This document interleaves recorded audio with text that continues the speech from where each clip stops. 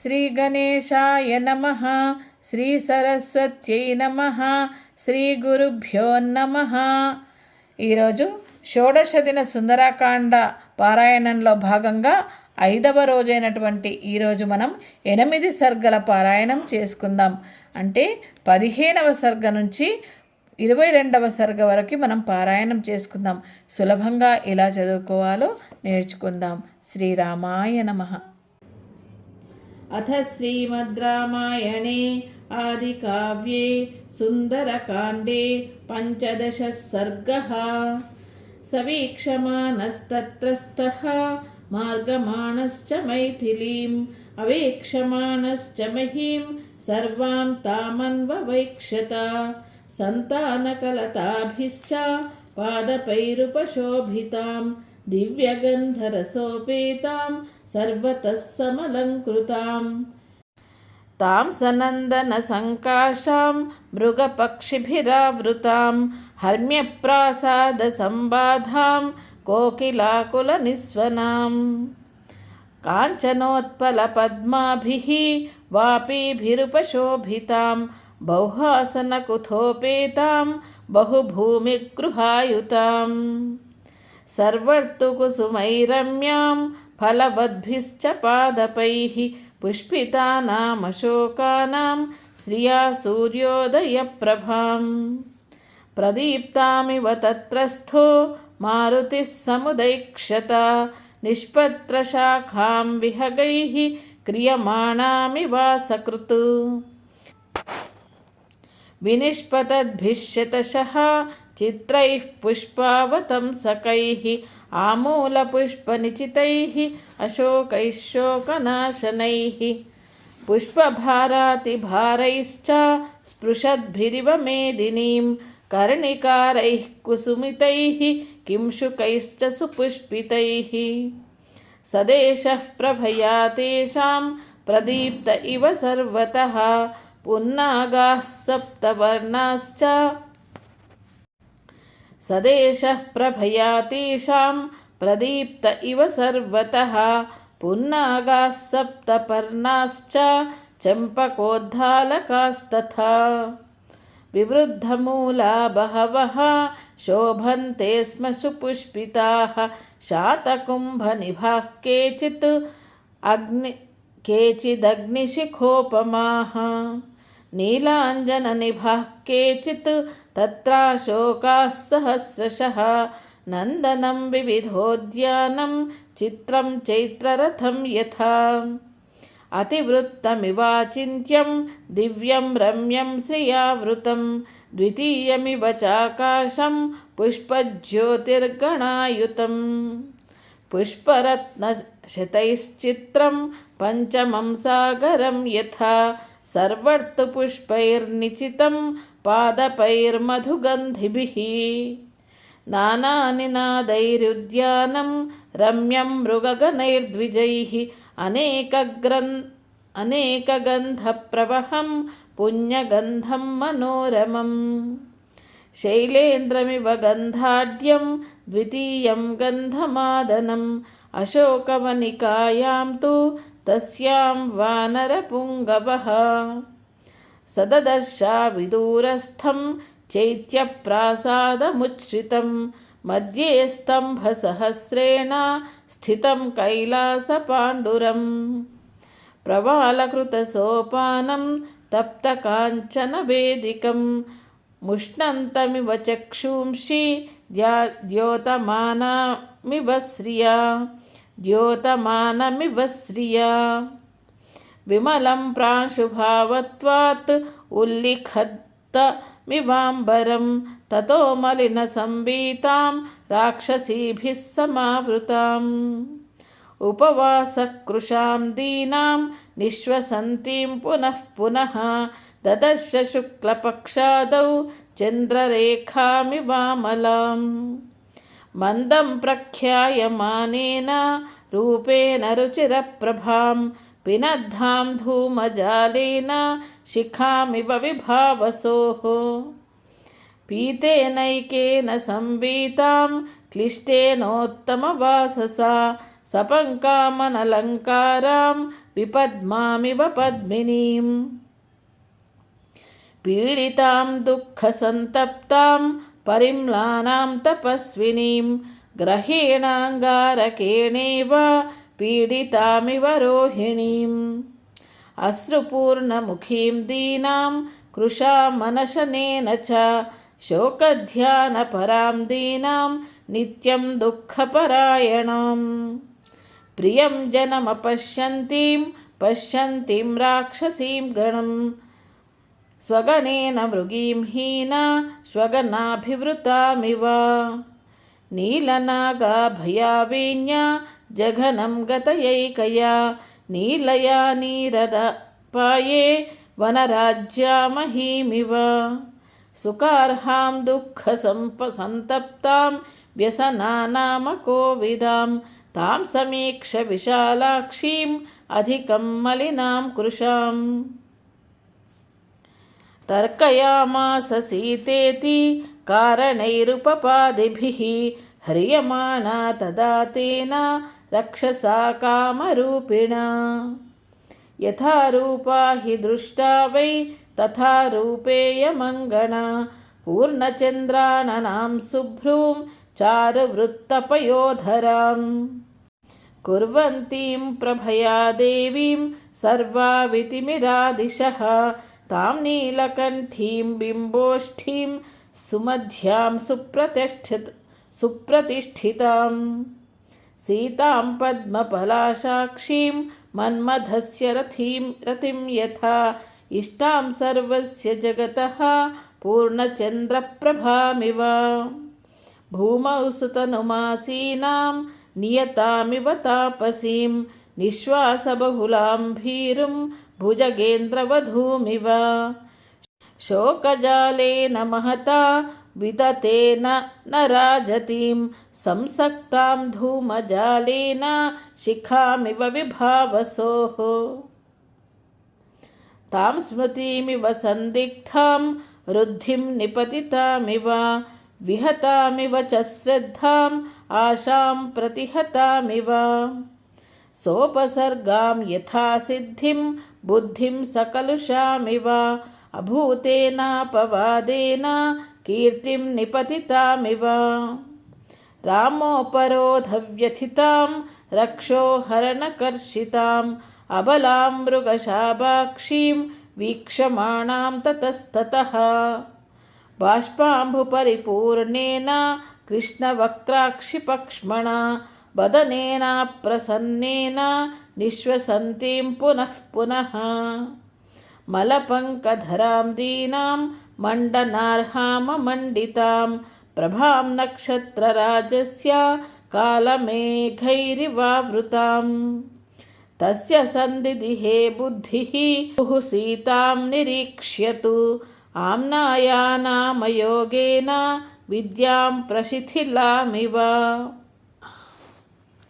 दुःखेन बुबुधे सीतां हनुमाननलङ्कृतां संस्कारेण यथा हीनां वाचमर्थान्तरं गतां तां समीक्ष्य विशालाक्षीं राजपुत्रीमनिन्दितां तर्कयामास सीतेति कारणैरुपपादिभिः वैदेह्यायानि चाङ्गेषु तदा रामोऽन्वकीर्तयत् तान्याभरणजालानि शाखाशोभीन्यलक्षयत् सुकृतौ कर्णवेष्टौ च श्वदंष्ट्रौ च सुसंस्थितौ मणिविद्रुमचित्राणि हस्तेष्वाभरणानि च श्यामानि चिरयुक्तत्वात् तथा संस्थानवन्ति च तान्येवैतानि मन्येऽहं यानि रामोऽन्वकीर्तयत् यत्र यान्यवहीनानि तान्यहं नोपलक्षये यान्यस्यानावहीनानि तानीमानि न संशयः पीतं कनकपट्टाभं स्रस्तं तद्वसनं शुभम् उत्तरीयं नगासक्तं तदा दृष्टं प्लवङ्गमैः भूषणानि च मुख्यानि दृष्टानि धरणीतले अनयैवापविद्धानि स्वनवन्ति महान्ति च। इदं चिरगृहीतत्वात् वसनं क्लिष्टवत्तरं तथापि नूनं तद्वर्णं तथा श्रीमद्यथेतरत्। इयं कनकवर्णाङ्गी रामस्य महिषी प्रिया प्रनष्टापि सती यस्या मनसो न प्रणश्यति। इयं सा यत्कृते रामः चतुर्भिः परितप्यते कारुण्येन नृशंस्येन शोकेन मदनेन च। स्त्रीप्रणष्टेति कारुण्यात् आश्रितेत्यानृशंस्यतः पत्नी नष्टेति शोकेन प्रियेति मदनेन च। अस्या देव्या यथा रूपम् अङ्गप्रत्यङ्गसौष्ठवं रामस्य च यथा रूपं तस्येयमसि ते क्षणा। अस्या देव्या मनस्तस्मिन् तस्य चास्यां प्रतिष्ठितं तेनेयं स च धर्मात्मा मुहूर्तमपि जीवति। दुष्करं कृतवान् रामः हीनो यदनया प्रभुः धारयत्यात्मनो देहं न शोकेनावसीदति। दुष्करं कुरुते रामः य इमां मत्तकाशिनीं विना सीतां महाबाहुः मुहूर्तमपि जीवति। एवं सीतां तदा दृष्ट्वा हृष्टः पवनसम्भवः जगाम मनसा रामं प्रशंस च तं प्रभुम्। इत्यार्षे श्रीमद्रामायणे वाल्मीकीये आदिकाव्ये सुन्दरकाण्डे 15 सर्गः। अथ श्रीमद्रामायणे आदिकाव्ये सुन्दरकाण्डे 16 सर्गः।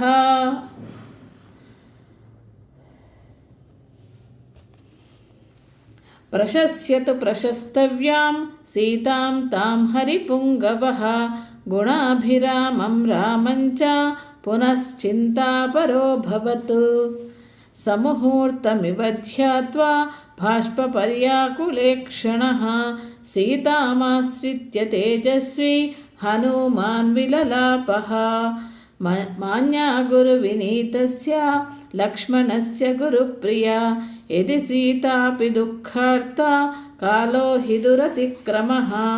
रामस्य व्यवसायज्ञा लक्ष्मणस्य च धीमतः नात्यर्थं क्षिप्यते देवी गङ्गेव जलदागमे। तुल्यशीलपयोवृत्तां तुल्याभिजनलक्षणां राघवोऽर्हति वैदेहीं तं चेयमसि तीक्ष्णा। तां दृष्ट्वा नवहेमाभां लोककान्तामिव श्रियं जगाम मनसा रामं वचनं चेदमब्रवीत्। अस्या हेतोर्विशालाक्ष्याः हेतो बाली महाबलः रावणप्रतिमो वीर्ये कबन्धश्च निपातितः। विराधश्च हतः सङ्ख्ये राक्षसो भीमविक्रमः वने रामेण विक्रम्य महेन्द्रेणेव शम्बरः। 14 सहस्राणि रक्षसां भीमकर्मणां निहतानि जनस्थाने शरैरग्निशिखोपमैः। खरश्च निहतः सङ्ख्ये त्रिशिराश्च निपातितः दूषणश्च महातेजा रामेण विदितात्मना। ऐश्वर्यं वानराणां च दुर्लभं वालिपालितम् अस्या निमित्ते सुग्रीवः प्राप्तवाल्लोकसत्कृतम्। सागरश्च मया क्रान्तः श्रीमान्नदनपरि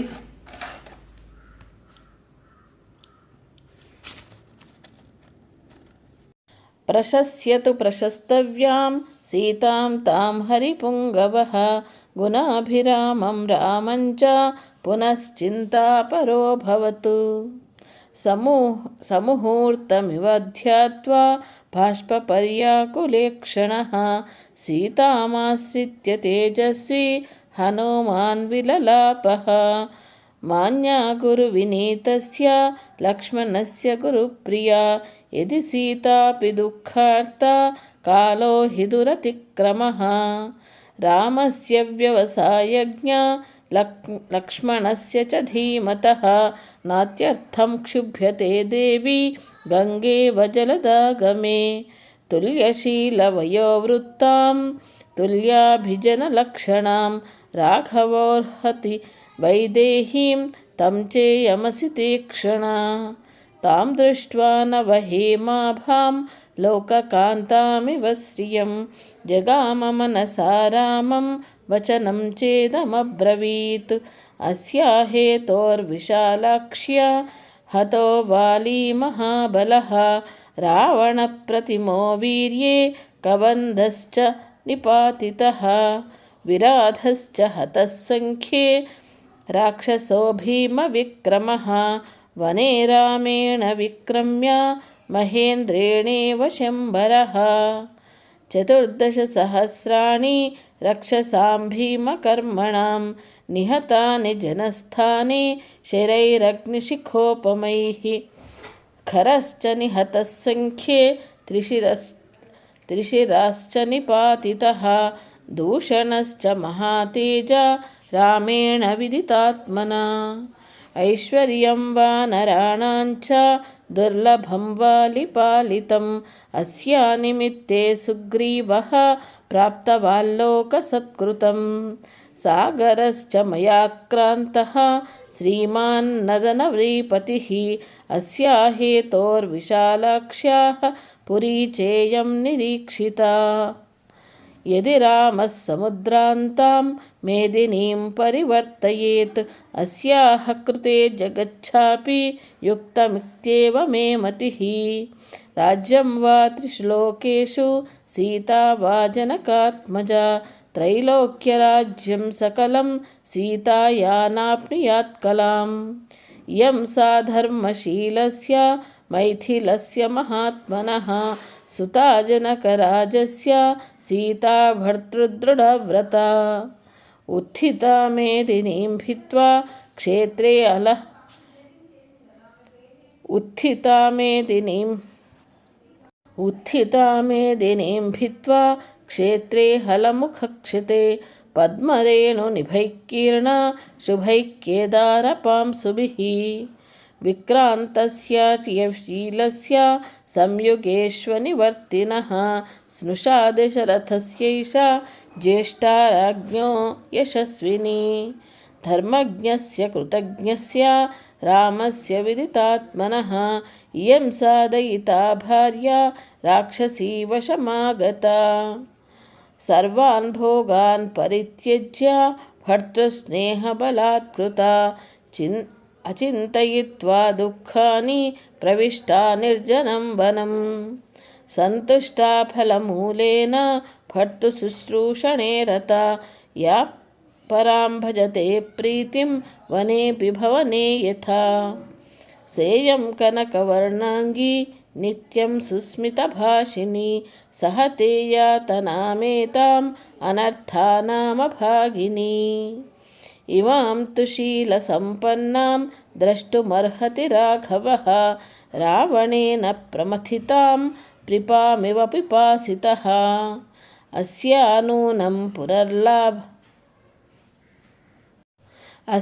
नूनं पुनर्लाभात् राघवप्रीतिमेष्यति राजा राज्यात् परिभ्रष्टः पुनः प्राप्येव मेदिनीं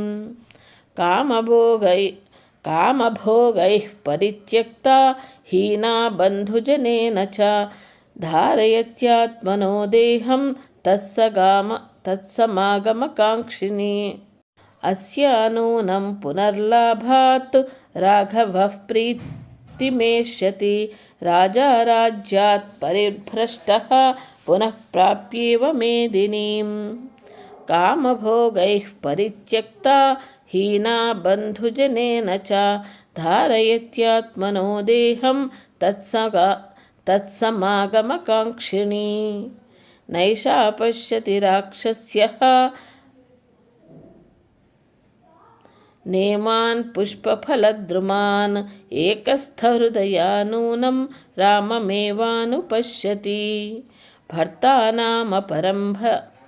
भर्तानामपरं नार्या भूषणं भूषणादपि एषा विरहिता तेन भूषणार्हा न शोभते। दुष्करं कुरुते रामः हीनो यदनया प्रभुः धारयत्यात्मनो देहं न दुःखेनावसीदति।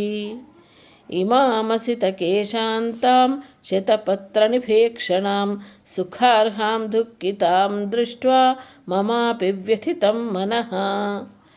क्षितिक्षमा पुष्करसन्निभाक्षी या रक्षिता राघवलक्ष्मणाभ्यां सा राक्षसीभिर्विकृते क्षणाभिः संरक्षते सम्प्रति वृक्षमूले। हिमहतनलिनीव नष्टशोभा व्यसनपरम्परयाति पीड्यमाना सहचररहितेव चक्रवाकी जनकसुता कृपणां दिशां प्रपन्ना। अस्या हि पुष्पावनताग्रशाखाः शोकं दृढं वै जनयन्त्यशोकाः। हिमव्यपायेन च मन्दिरश्मि अभ्युत्थितो नैकसहस्ररश्मिः। इत्येवमर्थं कपिरन्ववेक्ष्य सीतेयमित्येव विनिविष्टबुद्धिः संसृत्य तस्मिन् निशशादवृक्षे बलिहरीणां वृषभस्तरस्वी। इत्यार्षे। इत्येवमर्थं कपिरन्ववेक्ष्य सीतेयमित्येव निविष्टबुद्धिः संसृज्य तस्मिन् निशशादवृक्षे बलिहरीणां वृषभस्तरस्वी। इत्येवमर्थं कपिरन्ववेक्ष्य सीतेयमित्येव निविष्टबुद्धिः संसृत्य तस्मिन् निशशादवृक्षे बलिहरीणां वृषभस्तरस्ति। इत्यार्षे श्रीमद्रामायणे वाल्मीकीये आदिकाव्ये सुन्दरकाण्डे 16 सर्गः।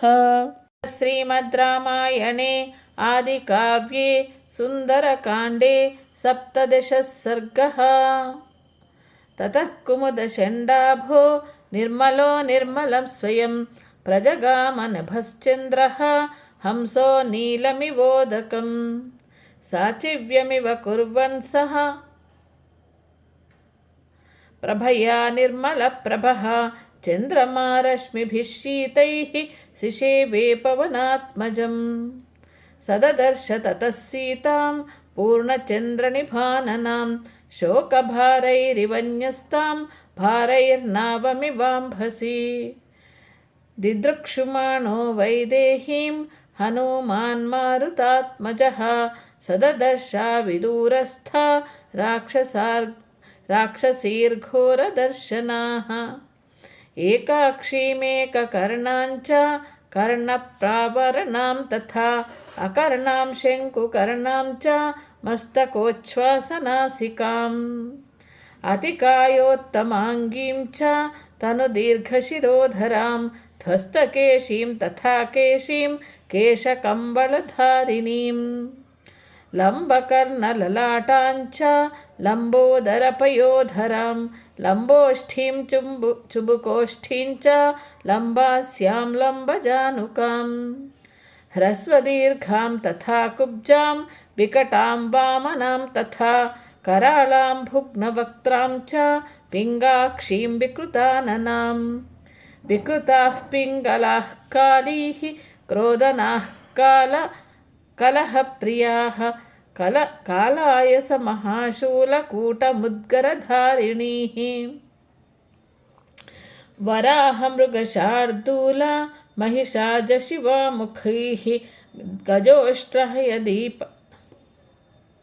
अनासातिनासाश्च तिर्यङ्नासा विनासिकाः गजसन्निभनासाश्च ललाटोच्छ्वासनासिकाः हस्तपादा महापादा गोपादाः पादचूलिकाः अतिमात्रशिरोग्रीवा अतिमात्रकुचोदरीः अतिमात्रास्य नेत्राश्च दीर्घजिह्वानखास्तथा अजामुखीर्हस्तमुखीः गोमुखीः सूकरीमुखीः हयोष्ट्रखरवक्त्राश्च राक्षसीर्घोरदर्शनाः शूलमुद्गरहस्ताश्च क्रोधनाः कलहप्रियाः करालाधूम्रकेशीश्च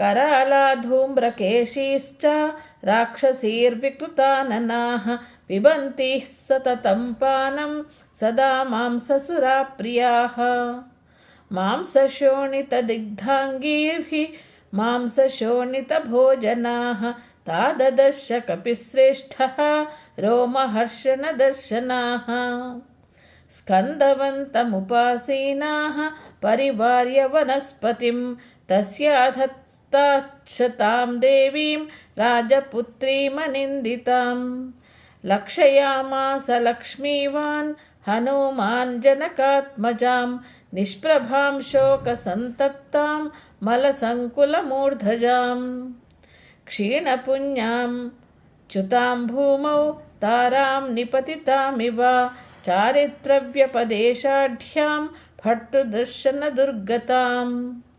भूषणैरुत्तमैर्हीनां भर्तृवात्सल्यभूषणां राक्षसाधिपसमृद्धां बन्धुभिश्च विनाकृतां वियूथां सिंहसमृद्धां बद्धां गजवधूमिव चन्द्ररेखां पयोदान्ते शरदाभ्रैरिवावृताम् क्लिष्टरूपाय संस्पर्शात् अयुक्तामिव वल्लकीं सीतां भर्तृवशे युक्ताम् अयुक्तां राक्षसीवशे अशोकवनिका मध्ये शोकसागरमाप्लुतां ताभिः परिवृतां तत्र सग्रहामिव रोहिणीं ददर्श हनुमान् देवीं लताम कुसुमामिव सामलेन च दिग्धाङ्गी वपुषा चाप्यलङ्कृता मृणाली पङ्कदिग्धेव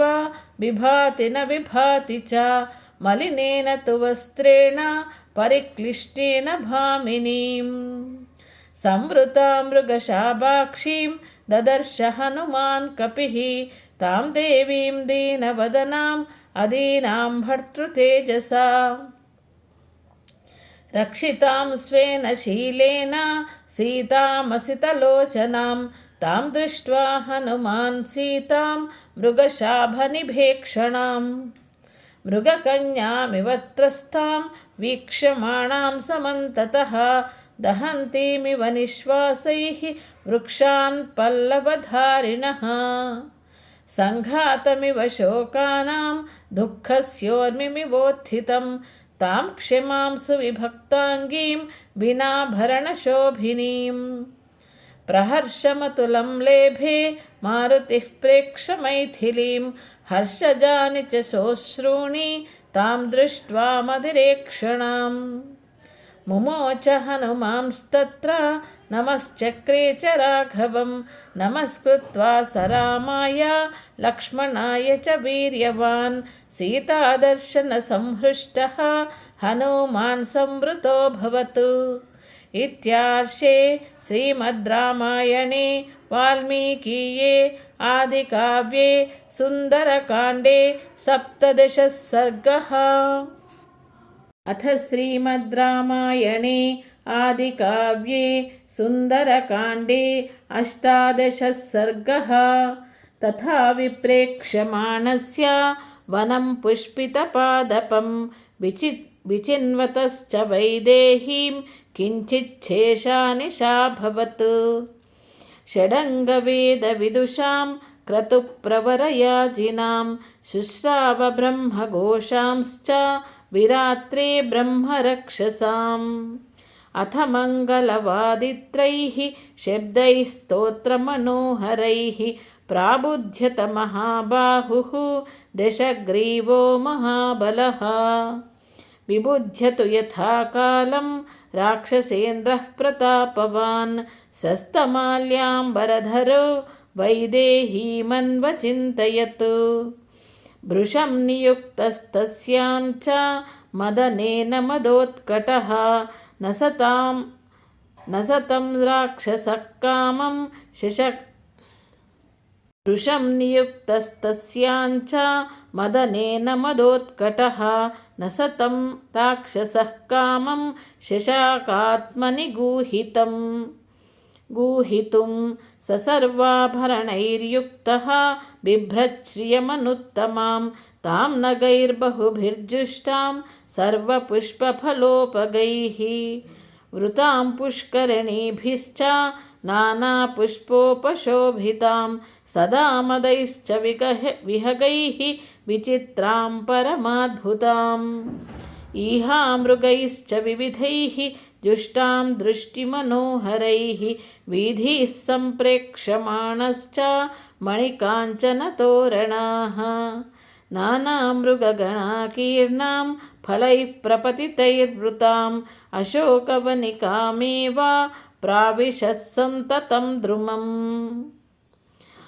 अङ्गनाशतमात्रं तु तं व्रजन्तमनुव्रजत् महेन्द्रमिव पौलस्त्यं देवगन्धर्वयोषितः दीपिकाः काञ्चनैः काश्चित् जगृहुस्तत्र योषितः बालव्यजनहस्ताश्च तालवृन्तानि चापराः काञ्चनैरपि भृङ्गारैः जहृः सलिलमग्रतः मण्डलाग्रान् भृशिंश्चैव गृह्यान्याः पृष्ठतो ययुः काचिद्रत्नमयीं स्थालीं पूर्णां पानस्य भामिनी दक्षिणा दक्षिणेनैव तदा जग्राहपाणिना राजहंसप्रतीकाशं छत्रपूर्णशशिप्रभं सौवर्णदण्डमपरा गृहीत्वा पृष्ठतो ययौ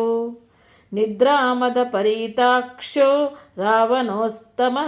रावणस्योत्तमा स्त्रियः अनुजग्मुः पतिं वीरं घनं विद्युल्लता इव व्याविद्धहारकेयूराः समामृदितवर्णकाः समागलितकेशान्ताः सस्वेदवदनास्तदा घूर्णन्त्यो मदशेषेण निद्रया च शुभाननाः स्वेदक्लिष्टाङ्गकुसुमाः सुमाल्याकुलमूर्धजाः प्रयान्तं नैऋतपतिं नार्यो मदिरलोचनाः बहुमानाच्छ कामाच्छ प्रिया भार्यास्तमन्वयुः स च कामपराधीनः पतिस्तासां महाबलः सीतासक्तमनामन्दो मदाञ्चितगतिर्बभौ ततः काञ्चीनिनादञ्च नूपुराणाञ्च निस्वनं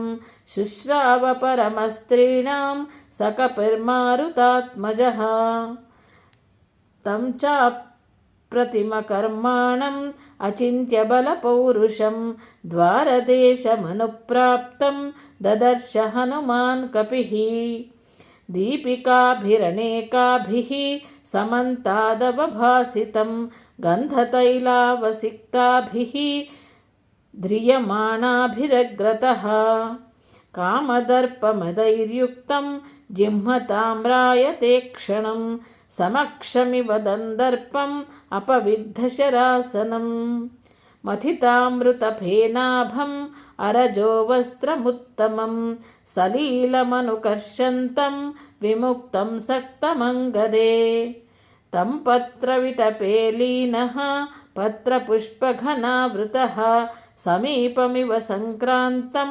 निध्यातुमुपचक्रमे अवेक्षमाणस्तु ततो ददर्श कपिकुञ्जरः रूपयौवनसम्पन्ना रावणस्य वरस्त्रियः ताभिः परिवृतो राजा सुरूपाभिर्महायशाः तन्मृगद्विजसङ्घुष्टं प्रविष्टः प्रमदावनम् क्षीबो विचित्राभरणः शङ्कुकर्णो महाबलः तेन विस्रवसः पुत्रः सदृष्टो राक्षसाधिपः। वृतः परमनारीभिः ताराभिरिव चन्द्रमाः तं ददर्श महातेजाः तेजोवन्तं महाकपिः। रावणोऽयं महाबाहुः इति सञ्चिन्त्य वानरः अवप्लुतो महातेजा हनूमान् मारुतात्मजः। स तथाप्युग्रतेजाः सन् निर्धूतस्तस्य तेजसा पत्रगृह्यान्तरे सक्तो हनुमान् संवृतोऽभवत्। सीतामसितकेशान्तां शुश्रोणीं संहतस्तनीं दिदृक्षुरसितापाङ्गाम् उपावर्तत रावणः। इत्यार्षे श्रीमद् रामायणे वाल्मीकीये आदिकाव्ये सुन्दरकाण्डे 18 सर्गः। अथ श्रीमद् रामायणे आदिकाव्ये सुन्दरकाण्डे 19 सर्गः। तस्मिन्नेव ततः काले राजपुत्री त्वनिन्दिता रूपयौवनसम्पन्नं भूषणोत्तमभूषितं। ततो दृष्ट्वैव वैदेही रावणं राक्षसाधिपं प्रावेपत वरारोह प्रवाते कदली यथा। आच्छाद्योदरमूरुभ्यां बाहुभ्यां च पयोधरौ उपविष्टा विशालाक्षी रुदन्ती वरवर्णिनी। दशग्रीवस्तु वैदेहीं रक्षितां राक्षसीगणैः ददर्श सीतां दुःखार्तां नावं सन्नामिवार्णवे। असंवृतायामासीनां धरण्यां शंसितव्रतां छिन्नां प्रपतितां भूमौ शाखामिव वनस्पतेः। मलमण्डनचित्राङ्गीं मण्डनार्हाममण्डितां मृणालीपङ्कदिग्धेव विभाति न विभाति च। समीपं राजसिंहस्य रामस्य विदितात्मनः सङ्कल्पहयसंयुक्तैः यान्तीमिव मनोरथैः। शुष्यन्ती रुदतीमेकां ध्यानशोकपरायणां दुःखस्यान्तमपश्यन्तीं रामां राममनुव्रतां। वेष्टमानां तथाविष्टां पन्नगेन्द्रवधूमिव धूप्यमानां ग्रहेणेव रोहिणीं धूमकेतुना। वृत्तशीलकुले जाताम् आचारवति धार्मिके पुनः संस्कारमापन्नां जातामिव च दुष्कुले। अभूतेनापवादेन कीर्तिं निपतितामिव आम्नायानामयोगेन विद्यां प्रशिथिलामिव। सन्नामिव महाकीर्तिं श्रद्धामिव विमानितां प्रज्ञामिव परीक्षीणाम् आशां प्रतिहतामिव। आयतीमिव विध्वस्ताम् आज्ञां प्रतिहतामिव दीप्तामिव दिशं काले पूजामपहृतामिव। पद्मिनीमिव विध्वस्तां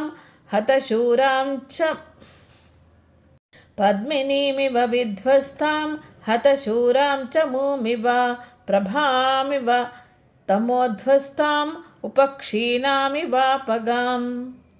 वेदीमिव परामृष्टां शान्तामग्निशिखामिव पौर्णमासीमिव निशां राहुग्रस्तेन्दुमण्डलम्।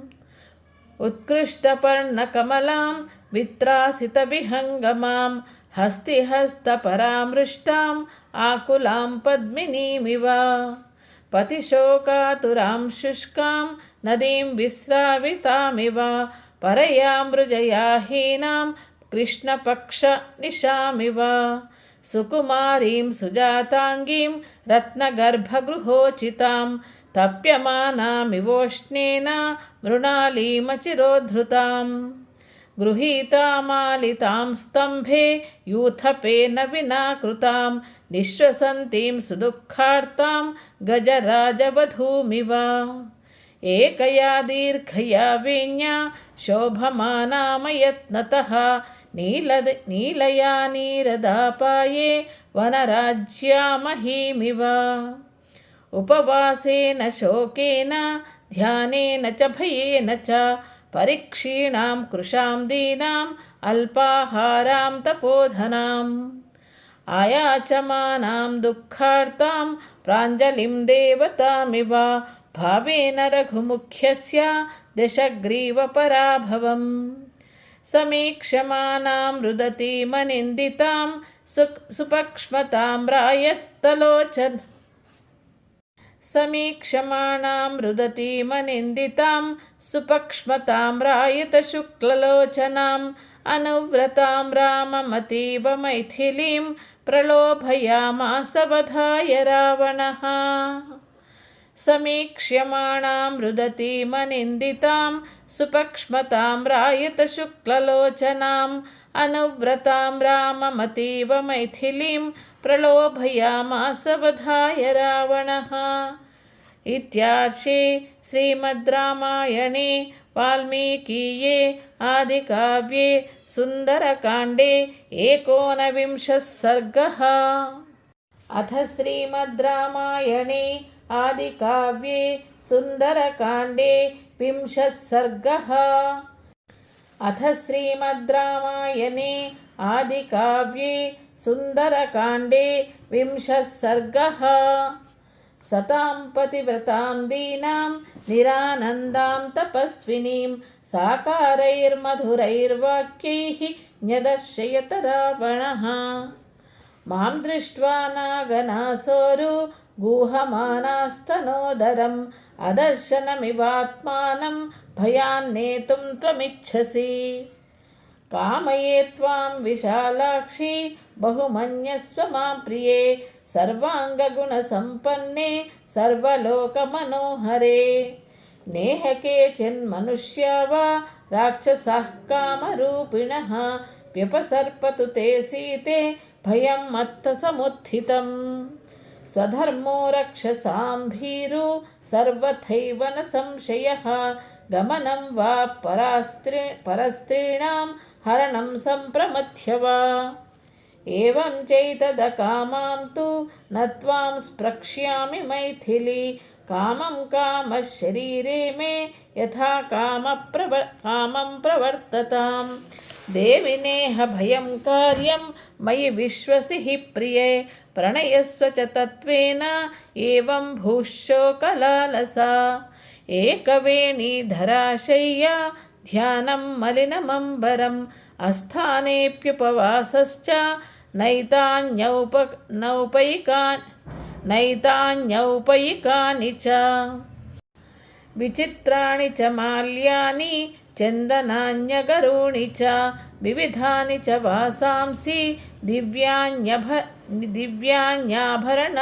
च महार्हाणि च पानानि शयनान्यासनानि च गीतं नृत्यं च वाद्यं च लभ मां प्राप्य मैथिली स्त्रीरत्नमसि मे बन्धुः कुरु गात्रेषु भूषणं मां प्राप्य हि कथं नु स्याः त्वमनर्हासु विग्रहे इदं ते चारु सञ्जातं यौवनं व्यतिवर्तते यदतीतं पुनर्नैति प्रोतः शीघ्रमपामिव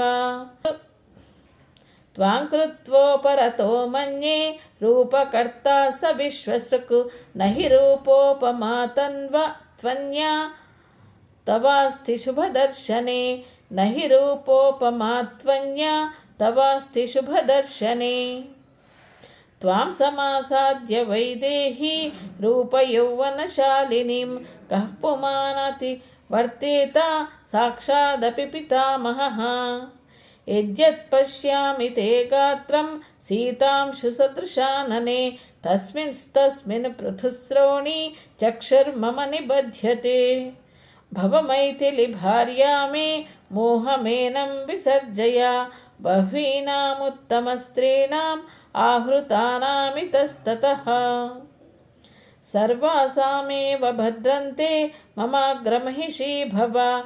लोकेभ्यो यानि रत्नानि सम्प्रमथ्याहृतानि वै। तानि मे भीरु सर्वाणि राज्यं चैतदहञ्चते। विजित्य पृथिवीं सर्वां नानानगरमालिनीं।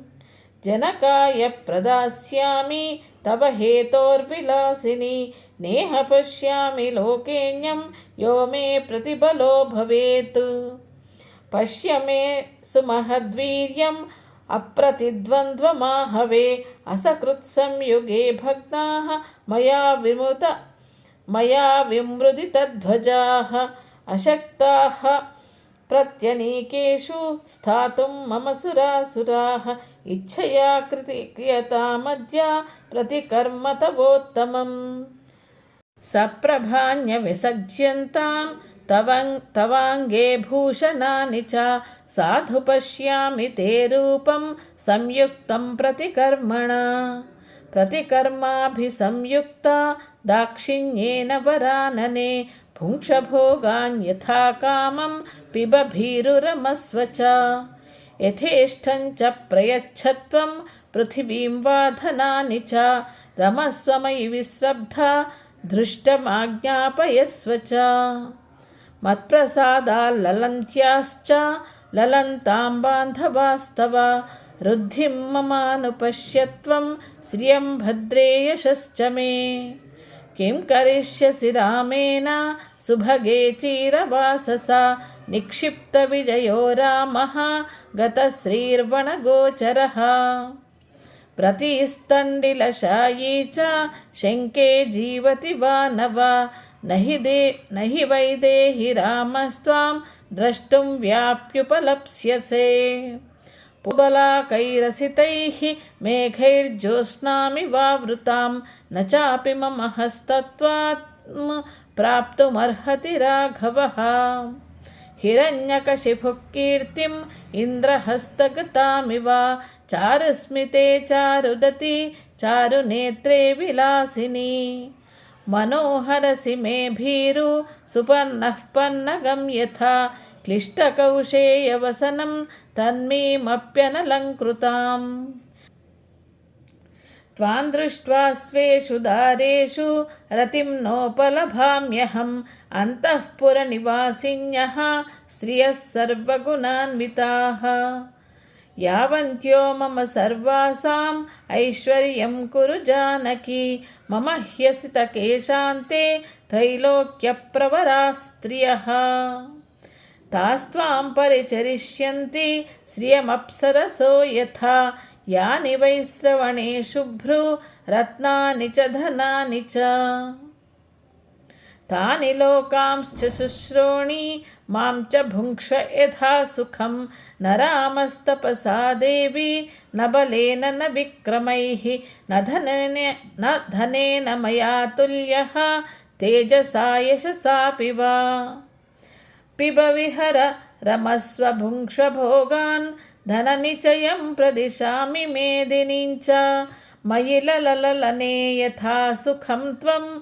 त्वयि च समेत्य ललन्तु बान्धवास्ते।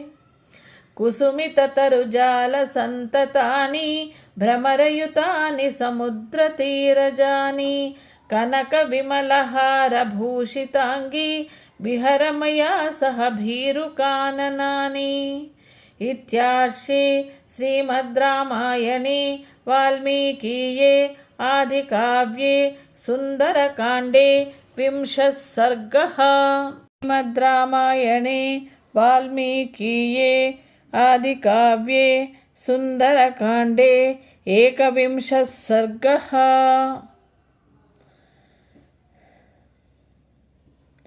तस्य तद्वचनं श्रुत्वा सीता रौद्रस्य रक्षसः।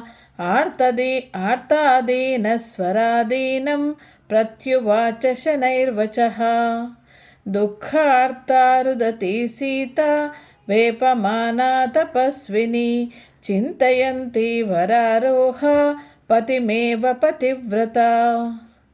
तृणमन्तरतः कृत्वा प्रत्युवाच शुचिस्मिता।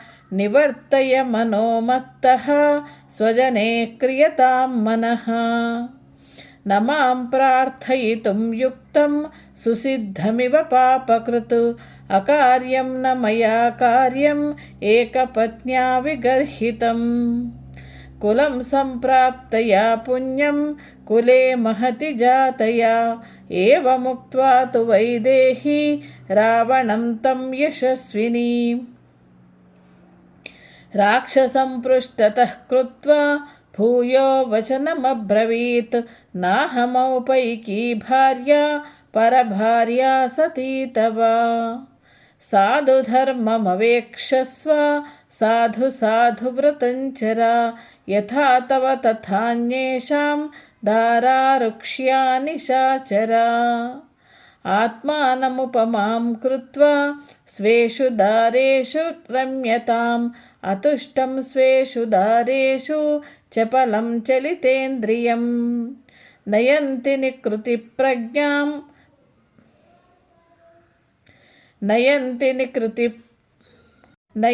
निकृतिप्रज्ञं परदाराः पराभवम् इह सन्तो न वासन्ति सतो वा नानुवर्तसे। तथा हि विपरीता ते बुद्धिराचारवर्जिता वचो मिथ्या प्रणीतात्मा पथ्यमुक्तं विचक्षणैः।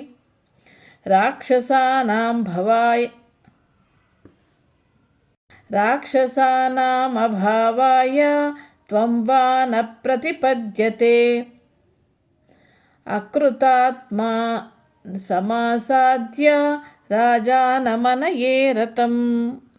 राक्षसानामभावाय त्वं वा न प्रतिपद्यसे अकृतात्मानमासाद्य राजानमनये रतम्।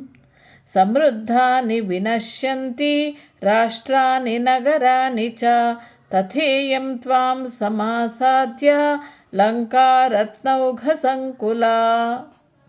अपराधात्तवैकस्य न चिराद्विनशिष्यति स्वकृतैर्हन्यमानस्य रावणादीर्घदर्शिनः। अभिनन्दन्ति भूतानि विनाशे पापकर्मणः एवं त्वां पापकर्माणं वक्ष्यन्ति निकृता जनाः। दिष्टैतद्व्यसनं प्राप्तः रौद्र इत्येव हर्षिताः शक्या लोभयितुं नाहम् ऐश्वर्येण धनेन वा। अनन्या राघवेनाहं भास्करेण प्रभा यथा उपधाय भुजं तस्य लोकनाथस्य सत्कृतम्। कथं नामोपधास्यामि भजमन्यस्य कस्यचित् अहमौपैकी भार्या तस्यैव वसुधापतेः। व्रतस्नातस्य धीरस्य विद्येव विदितात्मनः साधुरावणरामेण मां समानय दुःखिताम्। वने वासितया सार्धं करेन्वेव गजाधिपं मित्रमौपैकं कर्तुं रामस्थानं परीप्सता। वधं चानिच्छता घोरं त्वयासौ पुरुषर्षभः विदितः स हि धर्मज्ञः शरणागतवत्सलः। तेन मैत्री भवतु ते यदि जीवितुमिच्छसि प्रसादयस्वत्वं चैनं शरणागतवत्सलम्। मां चास्मै प्रयतो भूत्वा निर्यातयितुमर्हसि एवं हि ते भवत्स्वस्ति सम्प्रदाय रघोत्तमे। अन्यथा त्वं हि कुर्वाणः वधं प्राप्स्यसि रावण। वर्जयेद्वज्रमुत्सृष्टं वर्जयेदन्तकश्चिरम्। तद्विधं तु न संक्रुद्धः लोकनाथः स राघवः रामस्य धनुषः शब्दं श्रोष्यसि त्वं महास्वनम्। शतक्रतुविसृष्टस्य निर्घोषमशनेरिव इह शीघ्रं सुपर्वाणः ज्वलितास्या इवोरगाः इषवो निपतिष्यन्ति रामलक्ष्मणलक्षणाः रक्षांसि परिनिघ्नन्तः पुर्यामस्यां समन्ततः असम्पातं करिष्यन्ति पतन्तः कनकवाससः राक्षसेन्द्रमहासर्पान् स रामगरुडो महान् उद्धरिष्यति वेगेन वैनतेय इवोरगान् अपनेष्यति मां भर्ता त्वत्तच्छीघ्रमरिन्दमः असुरेभ्यः श्रियं दीप्तां विष्णुस्त्रिभिर्विक्रमैः जनस्थाने हतस्थाने निहते रक्षसाम्बले अशक्तेन त्वया रक्षः कृतमेतदसाधु वै आश्रमन्तु तयोः शून्यं प्रविश्य नरसिंहयोः गोचरङ्गतयोर्भ्रात्रः अपनीता गोचरं गतयोर्भ्रात्रोः अपनीता त्वया धमा न हि गन्धमुपाघ्राय रामलक्ष्मणयोस्त्वया शक्यं सन्दर्शने स्थातुं शुना शार्दूलयोरिव तस्य ते विग्रहे ताभ्यां युगग्रहणमस्थिरम् पुत्रस्येवेन्द्रबाहुभ्यां बाहोरेकस्य निग्रहः क्षिप्रं तव सनाथो मे रामः सौमित्रिणा सह तोयमल्पमिवादित्यः प्राणानादास्यते शरैः गिरिं कुबेरस्य गतोऽथ वालयं सभां गतो वा वरुणस्य राज्ञः असंशयं दाशरथेर्न मोक्ष्यसे महाद्रुमः कालहतोषिणेरिव इत्यार्षे श्रीमद् रामायणे वाल्मीकीये आदिकाव्ये सुन्दरकाण्डे एकविंशः सर्गः। श्रीमद् रामायणे आदिकाव्ये सुन्दरकाण्डे 22 सर्गः। सीताया वचनं श्रुत्वा परुषं राक्षसाधिपः प्रत्युवाच ततः सीतां विप्रियं प्रियदर्शनात् यथा यथा सान्त्वयिता वश्यस्त्रीणां तथा तथा यथा यथा प्रियं वक्ता परिभूतस्तथा तथा सन्नियच्छति मे क्रोधं त्वयि कामः समुत्थितः द्रवतो मार्गमासाद्य हयानिवसु सारथिः वामः कामो मनुष्याणां यस्मिन् किल निबध्यते जने तस्मिंस्तनुक्रोशः स्नेहश्च किल जायते एतस्मात् कारणान्न त्वां घातयामि वरानने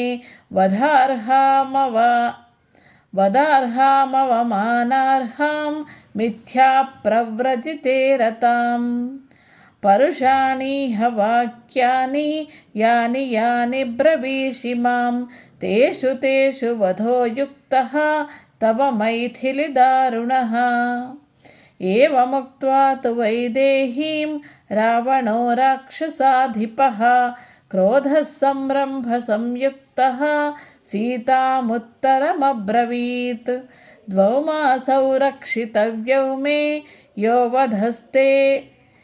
वधिस्ते मया कृतः ततः शयनमारोह मम त्वं वरवर्णिनि ऊर्ध्वं द्वाभ्यां तु मासाभ्यां भर्तारं मामनिच्छिदा मासौ रक्षितव्यौ मे यो वधिस्ते मया कृतः ततः शयनमारोह मम त्वं वरवर्णिनि ऊर्ध्वं द्वाभ्यां तु मासाभ्यां भर्तारं मामनिच्छितीं मम त्वां प्रातराशार्थाम् आलभन्ते महानसे तां तर्ज्यमानां सम्प्रेक्ष्य राक्षसेन्द्रेण जानकीं देवगन्धर्वकन्यास्ता विषेदुर्विकृतेक्षणाः ओष्ठप्रकारैरपरा वक्त्रैर्नेत्रैस्तथा पराः सीतामाश्वासयामासुः तर्जितां तेन राक्षसा ताभिराश्वासिता सीता रावणं राक्षसाधिपम् उवाचात्महितं वाक्यं वृत्तशौण्डीर्यगर्वितं नूनं न ते जनः कश्चित् अस्ति निःश्रेयसे स्थितः निवारयति यो न त्वां कर्मणोऽस्माद्विगर्हितात् मां हि धर्मात्मनः पत्नीं शचीमिव सचीपतेः तदन्यस्त्रिषु लोकेषु प्रार्थयेन्मनसापि कः साधु साधमरामस्य भार्याममिततेजसः उक्तवानसि यच्छापं क्व गतस्तस्य मोक्षसे यथा दृप्तश्च मातङ्गः शशश्च सहितो वने तथा द्विरदवद्रामः त्वं नीच शशवत्स्मृतः सत्वमिक्ष्वाकुनाथं वै क्षिपन्निव न लज्जसे चक्षुषोर्विषयं तस्य न तावदुपगच्छति इमे ते नयने क्रूरे विरूपे कृष्णपिङ्गळे क्षितौ न पतिते कस्मान् मामनार्यनिरीक्षतः इमे ते नयने क्रूरे विरूपे कृष्णपिङ्गले क्षितौ न पतिते कस्मान् मम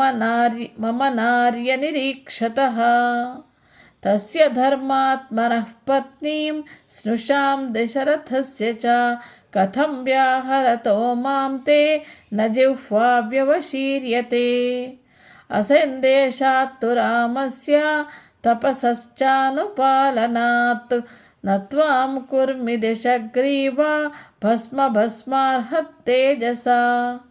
नापहर्तुमहं शक्या तस्या रामस्य धीमतः विधिस्तव वधार्थाय विहितो नात्र संशयः शूरेण धनदभ्रात्रा बलैः समुदितेन च अपोह्य रामं कस्माद्धि दारचौर्यं त्वया कृतं सीताया वचनं श्रुत्वा रावणो राक्षसाधिपः विवृत्य नयने क्रूरे जानकीमन्ववैक्षत नीलजीमूतसङ्काशः महाभुजशिरोधरः सिंहसत्त्वगतिश्रीमान् दीप्तजिह्वाग्रलोचनः चलाग्रमुकुटप्रांशुः चित्रमाल्यानुलेपनः रक्तमाल्याम्बरधरः तप्ताङ्गदविभूषणः श्रोणीसूत्रेण महता मेचकेन सुसंवृतः अमृतोत्पादनद्धेन भुजगेनेव मन्दरः द्वाभ्यां सपरिपूर्णाभ्यां भुजाभ्यां राक्षसेश्वरः शुशुभे चलसङ्काशः शृङ्गाभ्यामिव मन्दरः तरुणादित्यवर्णाभ्यां कुण्डलाभ्यां विभूषितः रक्तपल्लवपुष्पाभ्यां काभ्यामिवाचलः तरुणादित्यवर्णाभ्यां कुण्डलाभ्यां विभूषितः रक्तपल्लवपुष्पाभ्याम् अशोकाभ्यामिवाचलः सकल्पवृक्षप्रतिमः वसन्तो इव मूर्तिमान् श्मशानचैत्यप्रतिमो भूषितोऽपि भयङ्करः अवीक्षमाणो वैदेहीं कोपसंरक्तलोचनः उवाच रावणः सीतां भुजङ्ग इव निःश्वसन् सम्पन्नम् अर्थहीनमनुव्रते नाशयाम्यहमद्य त्वां सूर्यः सन्ध्यामिवौजसा इत्युक्त्वा मैथिलीं राजा रावणः शत्रुरावणः सन्दिदेश ततः सर्वाः राक्षसीर्घोरदर्शनाः एकाक्षीमेककर्णां च कर्णप्रावरणां तथा गोकर्णीं हस्तिकर्णीं च लम्बकर्णीमकर्णिकाम् हस्तिपादश्वपाद्यौ च गोपादीं पादचूलिकाम् एकाक्षीमेकपादीं च पृथुपादीमपादिकान् अतिमात्रशिरोग्रीवाम् अतिमात्रकुचोदरीम् अतिमात्रास्य नेत्रां च दीर्घजिह्वामजिह्विकाम् अनासिकां सिंहमुखीं गोमुखीं सूकरीकरीम् अनासिकां सिंहमुखीं गोमुखीं सूकरीमुखीं यथा मद्वशगा सीता क्षिप्रं भवति जानकी तथा कुरुत राक्षस्यः सर्वाः क्षिप्रं समेत्य च प्रतिलोमानुलोमैश्च समादानादिभेदनैः आवर्जयत वैदेहीं दण्डस्योद्यमनेन च इति प्रतिसमादिश्य राक्षसेन्द्रः पुनः पुनः काममन्युपरीतात्मा जानकीं पर्यतर्जयतु उपगम्य ततः क्षिप्रं राक्षसी धान्यमालिनी परिष्युज्य दशग्रीवम् इदं वचनमब्रवीत् मया क्रीड महाराज सीतया किं तवानया विवर्णया कृपणया मनुष्या राक्षसेश्वरा नूनमस्या महाराजा न दिव्यान् भोगसत्तमान् विदधात्यमरश्रेष्ठः तव बाहुबलार्जितान् अकामां कामयानस्य शरीरमुपपत्यप्यते विदधात्यमरश्रेष्ठः तव बाहुबलार्जितम् अकामां कामयामास्य शरीरमुपतप्यते इच्छन्तीं कामयानस्य प्रीतिर्भवति शोभना एवमुक्तस्तु राक्षस्य समुतीक्षस्तपस्ततो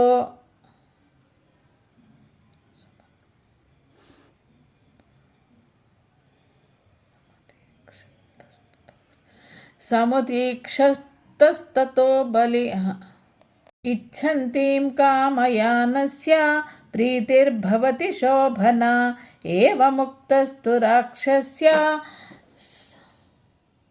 समुक्षिप्तस्ततो बली प्रहसन्मेघसङ्काशः राक्षसः इच्छन्तीं कामयानस्य प्रीतिर्भवति शोभना एवमुक्तस्तु राक्षस्य समुक्षिप्तस्ततो बली प्रहसन्मेघसङ्काशः राक्षसः संन्यवर्तत प्रस्थितः स दशग्रीवः कम्पयन्निव मेदिनीम् ज्वलद्भास्करवर्णाभं प्रविवेश निवेशनं देवगन्धर्वकन्याश्च नागकन्याश्च सर्वतः परिवार्य दशग्रीवं विविशुस्तद्गृहोत्तमम्